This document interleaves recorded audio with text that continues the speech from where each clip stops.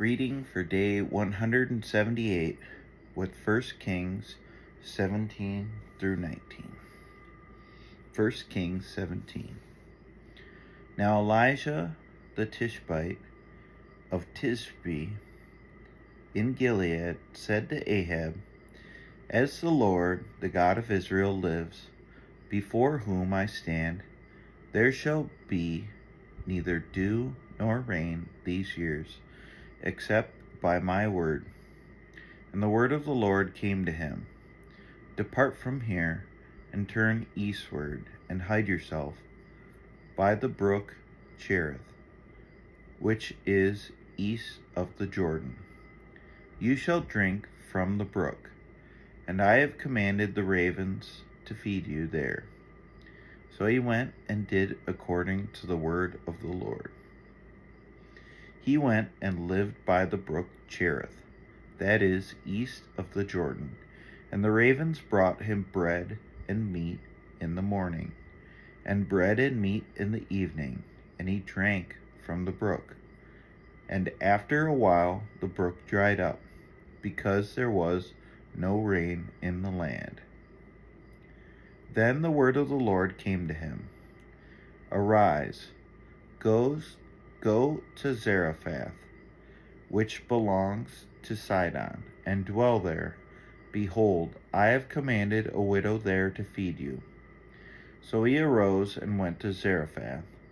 And when he came to the gate of the city, behold, a widow was there gathering sticks. And he called to her and said, "Bring me a little water in a vessel, that I may drink." And as she was going to bring it, he called to her and said, "Bring me a morsel of bread in your hand."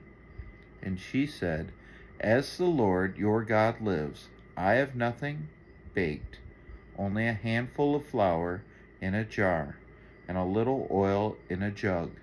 And now I am gathering a couple sticks, that I may go in and prepare it for myself and my son, that we may eat it and die." And Elisha said to her, "Do not fear. Go and do as you have said.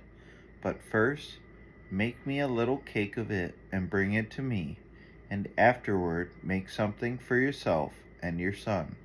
For thus says the Lord, the God of Israel, the jar of flour shall not be spent, and the jug of oil shall not be empty, until the day that the Lord sends rain upon the earth." And she went and did as Elisha said.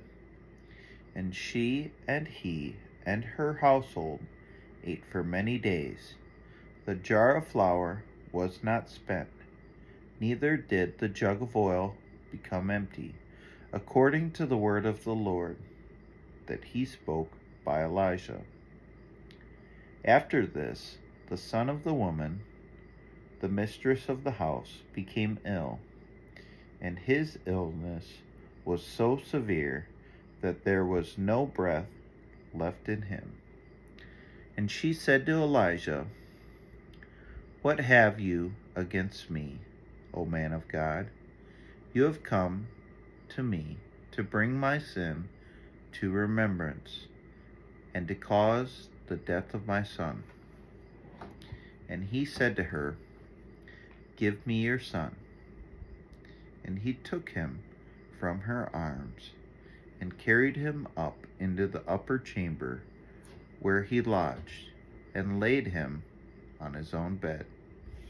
And he cried to the Lord, "O Lord, my God, have you brought calamity even upon the widow with whom I sojourn, by killing her son?" Then he stretched himself upon the child 3 times, and cried to the Lord, "O Lord, my God, let this child's life come into him again." And the Lord listened to the voice of Elijah, and the life of the child came into him again, and he revived.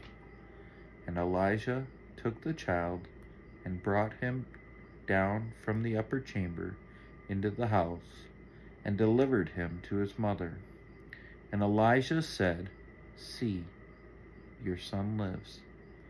And the woman said to Elijah, "Now I know that you are a man of God, and that the word of the Lord in your mouth is truth."